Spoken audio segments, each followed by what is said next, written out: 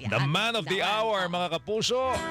Ang ating mga kasama sa Palatuntunan Live dito po sa DCWB Studio.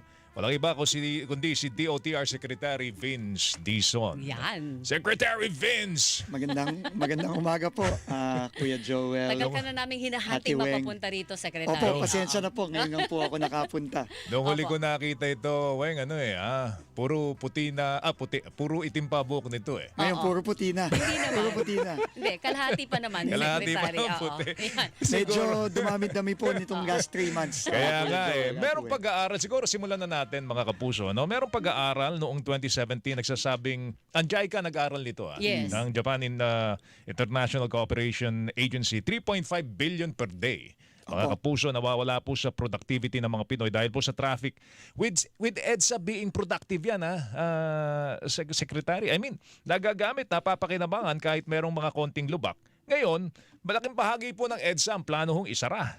Pakikinisin lang daw po ito, Secretary. Hindi naman daw po. Hindi naman po. Ano ba? Hindi ba dadagdagan ng carrying capacity? Kasi, kumbaga, guguluhin ng gobyerno yung tabakuhan, Weng. Oo naman. Oo, para lamang daw sa aesthetic, Secretary. Pakipaliwanag nyo ba? Ano ba ang plano ninyo dito sa EDSA Rebuild? At ano-ano ba mga sakop po nito? Unang-una, Kuya Joel, Ate Weng, no? Hindi natin gagawin to para lang sa aesthetics. No? Kasi alam naman natin na ilang taon na, ilang dekada na ang dumaan, nakikita natin kung paano inaayos ang EDSA. Yan, typically yan, patsi-patsi lang yan. Yan. Reblocking yan, aayusin dito, aayusin doon, gagawin pagka weekend, etc., pagka holiday. So, ang nangyari dahil dyan, naging, hindi na talaga maayos po ang biyahe ng ating mga motorista sa EDSA. Halimbawa po, nabibigyan ko kayo ng magandang ehemplo. Nung pong last week, inikot ko yung ating busway carousel. No? Dinaanan ko po yung mga stasyon natin sa north side, no? Mula Monumento hanggang Santolan. Tuminto ako dun sa PhilAm station, chinecheck po natin yung lahat ng mga elevator na ngayon gumagana na lahat ng elevator natin sa busway. Pero dun sa PhilAm, nakita ko po yung konkreto, nakatuklap na, yung nakaangat na yung gano'n, no? Nakaangat na. So doon po dumadaan ngayon yung mga bus natin, no? At hindi lang doon yan, no? Marami pong parte na ng EDSA, ganyan ang estado, dahil na rin po sa dekada ng patsi-patsi ang trabaho. So, ang sabi po ng ating DPWH, ni Secretary Manny Bonoan, once and for all, kailangan ng ayusin ito. Okay. No? At ayusin na ng tama. So, alam niyo naman po, ang presidente, ang kanyang mindset is kailangan we have to build better more, no? Yun ang kanyang programa, no? And yung pag-build better more, ibig sabihin kailangan yung dating ginagawa natin ng patsi-patsi, siguro gawin na natin ngayon ng tama. Oh, parang one time, big time. One time big One time. time, big Isang time. Pero syempre, isang hirap. Pero syempre, Secretary, hindi natin maiwawaglit yung sinasabing loss of productivity. Tama po no? yun. Kasi Tama po 3.5 billion, baka pagka sinara mo ang EDSA, baka dumoble yan. Opo. Unang-una, Kuya Joel, hindi naman po isasara. No, kasi po ang methodology na ipinresenta naman ng DPWH nung isang araw, lane by lane yan. Lane no? by Ibig lane, sabihin, okay. ang ngayon kasi, 5 lanes po ang EDSA. Yes, no? oo. Pero yung isang lane dedicated sa busway. Busway. So, technically, ang sasakyan, 4 lang ang linya. Ang gagawin po ng DPWH, magbabawas lang ng isa pang linya. Okay. Yung dedicated busway, mananatili yan, no? Kasi kailangan ng mga commuter natin yan, hindi yan mawawala. Dedicated pa rin yan. So, mababawasan po ng 2 linya instead na isa na lang. So, yung dating 5, yung dating 4, ngayon magiging 3. So, yung 3 linyang yon, tuloy-tuloy pa rin po yun. Yun ang Magagamit pagkakagawan pa ng rin mga yan. libu-libong Opo. motorista kada araw. So effectively, isang linya lang talaga ang mawawala. So hindi naman siya magsasara. Pero ito po, nakikita nyo sa dun sa video. Pakibalik yung video, Na pinakita Direk, yung oo. animation, no? Oo, Yung kung oo. paano nila Yan, gagawin. oo. Hindi, yung isa isa pa pa. kanina. Yung may animation na nawawala, nas nagkakaroon ng ginagawa. So, pero hindi po tayo makokontento doon. Kahit na isang linya lang mawawala, kagaya ng nakikita Yes, ninyo oo. ngayon sa screen. Ang sabi ng Pangulo natin, kailangan maghanap pa rin tayo ng mga paraan para maibsan yung hirap. Kasi mababawasan pa rin ng isang lane. So, meron pong initial na 5 na inanunsyo nung Lunes. Under ng DOTR po, merong 3 kaming ginagawa na ngayon. No? At yan po, ibibigay na natin. No? Unang-una, yung libreng toll sa parte ng Skyway aha. na pwedeng gawing alternative route. No? Natukoy na ba kung anong part ng Skyway? Pinag-aaralan po Okay. natin ngayon yan. No? Pinag-aaralan O, po kasi natin mahaba ngayon. ang Skyway. Kasi mahaba po ang Secretary. Skyway. No? Yes, oo. Pero nagpapasalamat po tayo unang-una kay Mr. Ramon ang ng San Miguel dahil siya po ay pumayag dito.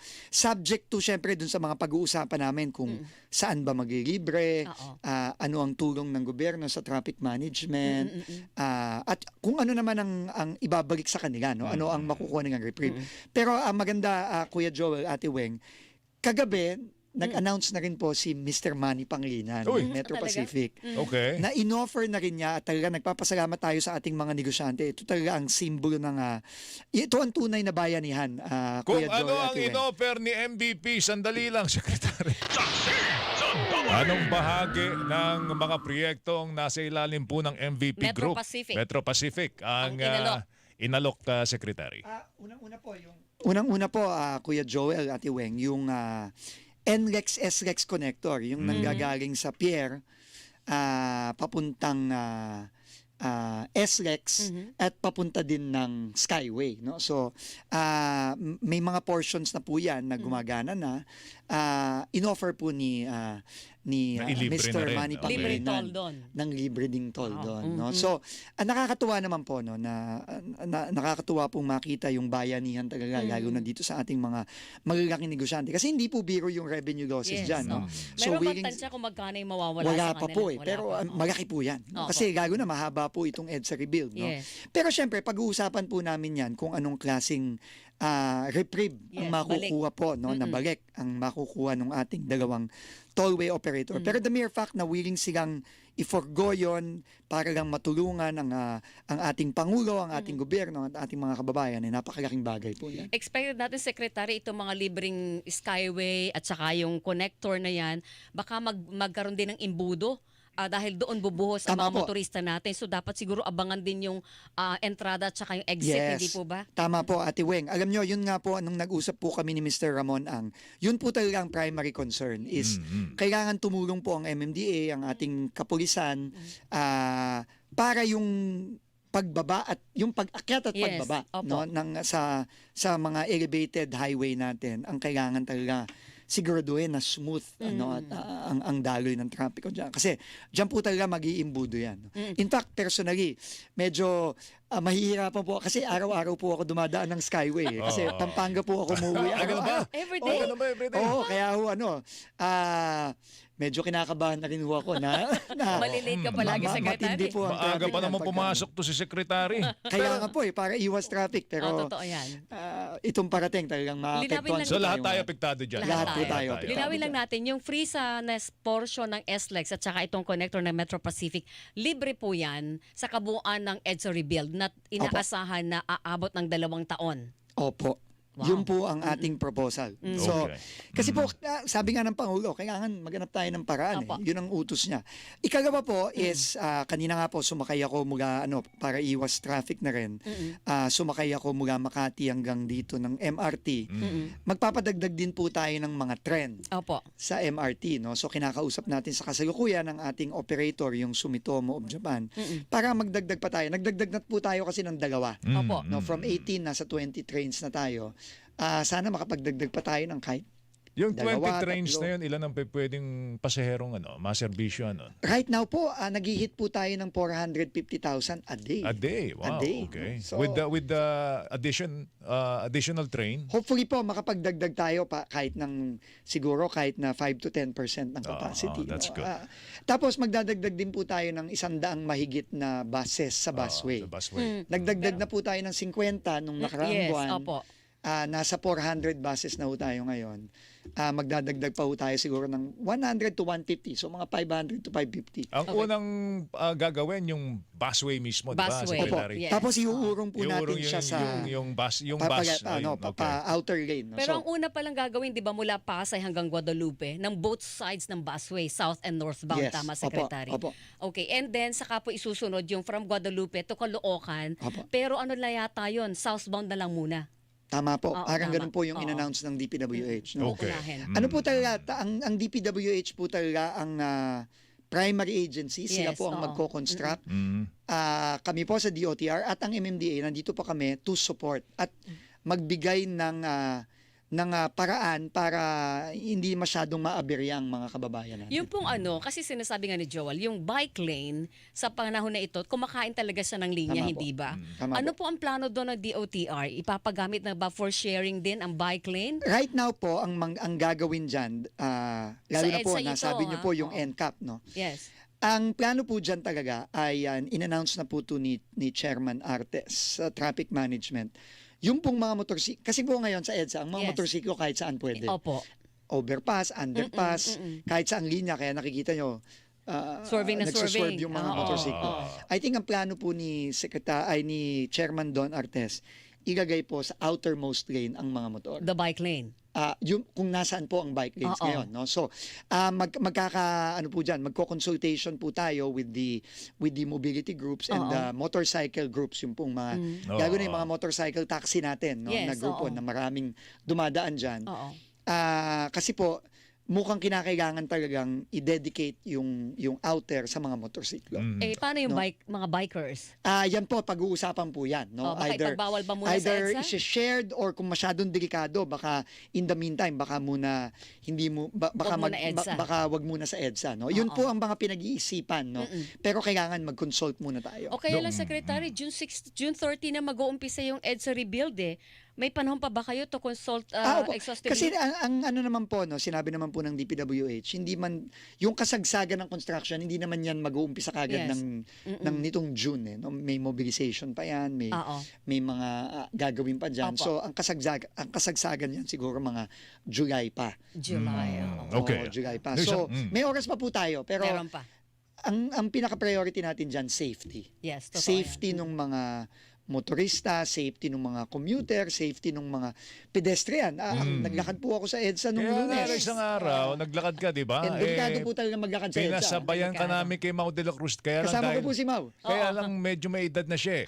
So hindi siya nakakabot. Hindi naman. Nakasabay naman. Nakasabay ba? Nakasabay ba? naman. Wala Oo, nang kasi hingal nga yung maglakad eh. dalawa eh. Oo. Mahirap yung Hindi nga secretary. hinihingal eh. Kaya, pero ano, nasubukan yung dumaan doon, maglakad, di ba? Ano pa bang pwede natin gawin para ang pedestrian natin Ayan. ay maging ligtas? Alam niyo po, kasi nasabi may mga kababayan tayo na sinasabi baka aesthetic lang yan. Actually, hindi po. Dalawang pinaka-importanting component ng rebuild. Number one, yung pedestrian, yung sidewalk. No, kasi ang sabi ng Na minsan Pangulo, ginagamit ng motorsiklo, yung sidewalk. Totoo yan, sir. kasi nga minsan wala ng sidewalk eh. Nawawala yung Kaya sidewalk nga, minsan eh. Sila Nakita ko pagalit yun pag minsan eh. nasalubong sila ng pedestrian at nasa sidewalk. So ang sabi po ng Pangulo is kailangan gawin din nating safe for pedestrians ang EDSA. And right now, hindi talaga siya safe. Naranasan ko personal yan nung Lunes. Kaya talagang sumama ako dun sa Move As One Coalition. May mga parte may sidewalk. Opo. May mga parte na napakanipis ng sidewalk. May mga parte na wala ng sidewalk, Yes. no? Kaya meron po mga picture diyan, makikita nyo. Ako po naglalakad na dun sa kalye na mismo ako Yes. naglalakad kung saan yung mga hinahaginan na ako ng mga motor eh. Opo. So ganun po ang dinadaanan May ng mga sidewalk ka kababayan pa natin na may poste everyday. ng Meralco, di ba? Alam niyo po, isa aayusin pa nga, yan. Aayusin yan. aayusin po yan, gagawing standard. Okay. Gagawing standard, no? Ano pa, maliban sa EDSA Rebuild, Secretary, ayan, nakaplano, nakalatag na tayo. Sa transportation sector, kayo naman wala kayong salungat doon sa odd-even scheme. Odd-even scheme ay ipapatupad po sa EDSA. Alam Pero niyo po, bago sagutin ni Secretary yung odd-even scheme na yan, magbibigay na lang tayo Galing sa mo, ilang mga paalala. Saksi sa Double B! Alright, balikan natin si Secretary Vince. May Yes. hanging question ka kay Secretary Vince? Ano ba yung Secretary Vince ang hanging question ko sa kanya? Hindi, siguro magandang masundot na rin natin na nalaman namin ngayon na sa Pampanga ka pa pala umuuwi. Yes. Opo, araw-araw, no? Opo. Alam mo, hindi problema yan kung natuloy lang yung North-South yan, Railway kaya po Project. minamadali natin, Kuya Joel. Kaya po Ano ba minamadali nangyari natin. na doon sa mga big ticket projects Projects. natin, Secretary? Kasi, Yan po ang unang-unang talagang pinatutukan sa akin ng ating Pangulo. Sabi niya, kailangan bilisan. Kasi, halimbawa, itong North-South Commuter Rail project natin. Alam mo, Kuya Joel, alam mo to, na ito panahon pa po ni President Ramos Tagal na nung yan, pinaplano oo. ito. At iba-iba na po. Ni-relocate na nga natin yung mga dadaan ng mga Naging informal North settlers Rail yan dyan, nung oo. panahon ni President GMA, hindi Yes. natuloy. Project pa ng China yan dati. And ngayon, natutuloy na. Pero maraming delayed. It's at least siguro 3.5 years delayed po yan. No? Kaya ang sabi po ng Pangulo natin, ang kabilin-bilinan niya, ay kailangan bilisan natin. And ang laking bagay, ito pong mga mass transit projects natin, kagaya nung sinabi mo, Kuya Joel, nung umpisa, ito talaga ang ultimate solution ng traffic. Totoo Yan lang, talaga. ano, Kasi ang ultimate solution ng traffic is, imbes na magkokotse ka, magte-train ka na lang. O magbubus ka na lang. Asan ngayon ang proyektong ito, Secretary? Ito po, na-delay dahil sa right-of-way acquisition. Itong mga nakaraang Yung mga taon. problema natin sa right of way. Yes. Ano? Oo.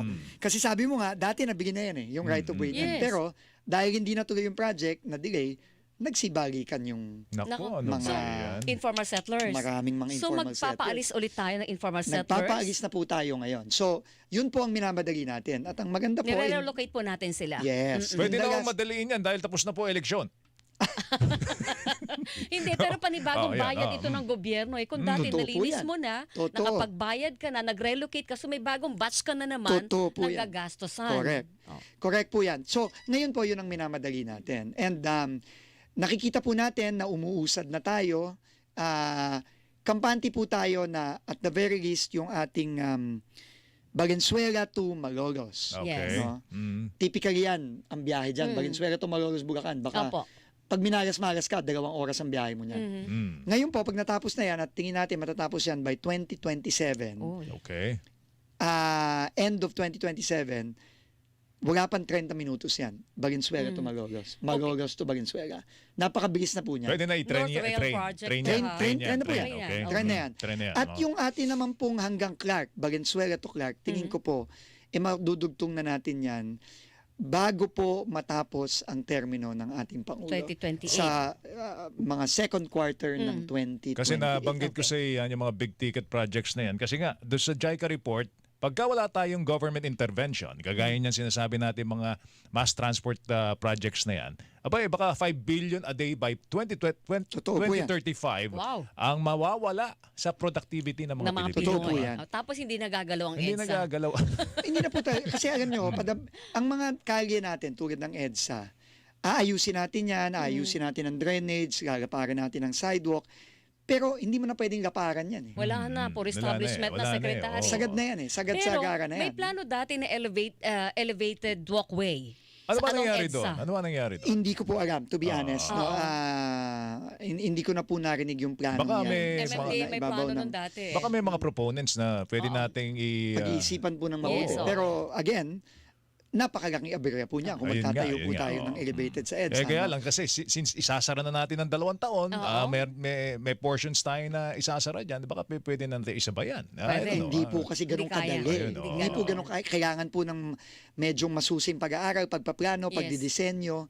At Focus again, right of project. way na naman ang ano dyan. Kasi Oo. kahit naman EDSA, halimbawa yung Skyway natin, Oo. sa ibabaw naman yan, halimbawa ng Araneta Avenue. Correct. Oo. Pero ang dami pa rin right of way na Nasasagasaan. dyan. So, ano po yan, no? So, ang ultimate solution po talaga itong ating mga mass transport. Dito po sa Metro Manila, yung subway. Ayan na, Secretary. Ayan, napakagandang Paborito ko proyekto subject niyan. yan. Asan na ang subway? Okay. Right of way din po ang problema dyan. Meron pong mga 5-6 na critical right of way issues dyan. Yung sa may Cubao, sa may Anonas. Meron po tayo dating problema dito sa may White Plains sa Katipunan.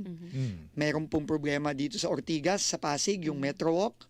At meron din pong problema sa bandang papasok na ng BGC Taguig at dito sa Makati. Meron na po tayong 3 na-solve dyan. Okay. Okay. No, Dalawa na lang ang problema Oo, natin. ang na-solve na natin yung sa White Plains, sa ilalim ng Katipunan. Okay. Na-solve na rin po natin yung dun sa may Anonas, may Cubao. property po Cubao doon. area, oo. At meron pang isa po dito sa may North Avenue, tawag dito, Mindanao Avenue. Mindanao Ave. No? Yung pong dalawa, ito pong sa Metro Walk, pinipigit po nating solusyon ng mabilis yan ngayon. At meron pa pong konti dito sa may papunta ng Taguig. No? pag nasolve po yung natitirang dalawang yon, bibilis na po talaga ito tuloy-tuloy. Ang problema lang talaga sa subway, matagal po siyang i-construct kasi mabagal po Ilalim talaga yan yung eh. Ilalim, Oo. oo. Boring. pagbuhukay, no? Yung Yes, boring oo. sa ilalim, no? Parang nasa 2-3 metro a day. Wow, lang. ang liit. Kasi Naku, ang ganun lang lalim yung- yan eh. Yung boring Hindi, machine. tsaka ho, in fact, mabilis na ho yan dahil modern na po yung ginagamit Yes, nating oo. mga tunnel boring machine. Pero talaga pong, syempre, naghuhukay ka dyan Pero minsan. sa ngayon, ilan ng porsyento yung project? Sa ngayon po, mga nasa 20% pa lang. Liit. Talagang napakabagal po ng galaw. No? Okay. At dahil nga dun sa mga problema sa right of way, may mga portion po na huminto. Correct. So ngayon po, kailangan na nating pabilisin yan. Pero marami pang iba. Halimbawa, yung napakatagal ng problema ng common station. Yung common station Sa nga, ano na Payan. mangyayari dito? Kasi Tinerminate na po natin Tinerminate na yung kontrata. 2 weeks ago. Okay, Meron ng bagong ano? kontratista, Secretary? Naghahanap na po tayo ng bago ngayon. Natatapos ng proyekto. Na magtatapos. So, ang isa pa po yung MRT7, yung Yan nga, hanggang yan Novaliches, nga. Oo. hanggang San Jose del Monte. Ang pangako Mula- dyan, 2025 na operational na, pero baka Secretary, ang traffic madidelay. na sa Commonwealth, Sobra hindi pa po. tapos ang MRT7. Ngayon po, nakausap po natin ang San Miguel Corporation na solusyonan na rin po natin yung mga huling problema sa right of way dyan, ito lang nakaraang mga ilang buwan. Kampante na po tayo na by 2027 din, early 2027, tapos na po ang MRT7 at ang goal po natin sa common station, sasabayan na po natin ng completion ng common station yung operation ng MRT7. 2027, So, early finally po. 2027. Full stretch yun, Secretary, ah. Hanggang Sacred Heart. Okay. Hanggang Sacred Heart lang. Malayo na yan. QC. Mga 12 stasyon yun. Okay. Oo. Ang matitira na lang doon San Jose del Monte, mga Yung dalawang dulo, stasyon na yung lang. dulo. Yung dulo na lang. Okay, alright. O sige, alam ko busy kayo, pero tanungin na lang namin yung NCAP. Initial assessment ninyo doon sa nakalipas na 3 araw na implementation ng NCAP? Ang initial assessment po ng MMDA, no, sila nagpapatupad niya na Yes. magkasama nga po kami doon sa hearing ni Senator Raffy Tulfo. Nagpapasalamat tayo kay Senator Raffy, no, sa kanyang hearing kahapon. Maganda po ang initial 2 days. No? Yes. Nakita naman po natin yung mga video sa Commonwealth na sumusunod sa motorcycle lane. Kaya nga po lalong lumakas ang loob ng MMDA na pwede na rin nating gawing dedicated lane yung outer lane sa EDSA Yes. for motorcycles at maiiwasan na yung mga Yes, swerving, minsan swerving. marami tayong mga kamote Ang dami talaga. driver na Ang dami, ang na dami, oo. nagseswerve no at yan pa nagiging cause pa ng aksidente yan no. So maganda po pero syempre hindi perpekto, marami pang kailangang Gawin. ayusin at yan nga po yung tinakil ni Senator Raffy at ni Senator J.V. Harris ito kahapon at very valid po yung kanilang mga concerns at very valid po yung concerns ng ating mga kababayan na kailangan naman talagang i-address ng At gobyerno. least kailangan natin na mas dagdag pang camera all Oo, over. oo. Na camera, Kasi yun ang dagdag limitation. na na mga tao para i-review Yes. kasi hindi perpekto yung sistema. Pero ang ganda ng ng initial Maganda assessment po. dahil Oo. Weng, Tsaka- talaga yung element of fear, natatakot ng tao Totoo yan. Ay, lalo Tama na po. ngayon, Secretary. Yung disiplina po talaga Disiplina, malaking bagay oo. yan. Kung halimbawa, meron ka ng odd even scheme, meron ka pang number coding, bawal kang tumawid na mag-traverse ng EDSA o bumayahin ng EDSA pag ikaw ay bawal yung number mo. Opo. Pero pwede ka daw mag-cross at saka mag-U-turn pag medyo malapit. Kaya lang, hindi mo alam kung ilang metro yung pwede mong tawarin Tama sa po. EDSA nang wala kang Baka violation. may mga dapat pang ayusin. Kasi hindi Kaya nga kilala po- yun ng camera eh. Kaya nga po Ate Weng, Kuya, i-emphasize ko din po yung Oo. sinasabi ng MMDA. Magda-dry run lang dun sa proposed ad event, event, ng oo. starting June 16 po ata, yes, isang sir. buwan. Yes, sir. So, during that time, hinihikayat lang po yung kooperasyon ng mga kababayan natin. Pero wala pong huli yun, wala pong violation, Walang ticket. So, susubukan muna kung epektibo ba hindi. Kung hindi epektibo, baka dapat Balik sa dati. pag-isipan ulit no kung dapat bang gawin o hindi. Kung epektibo, then titignan kung anong mga adjustment. Pero Alam namin ang schedule mo, Secretary Vince, kaya papakawalan ka na maraming namin. salamat po, Kuya Joel. Salamat sa Salamat. oras mo. Ate Weng, ha. sa ulitin Thank you, po. sa ulitin. At ha. sa ulitin mga po. ladies ng DOTR, Thank you. Salamat po sa inyo. Thank you po. Ang ating nakasama, si Secretary Vince Dizon ng Department of Transportation. Mga kapuso,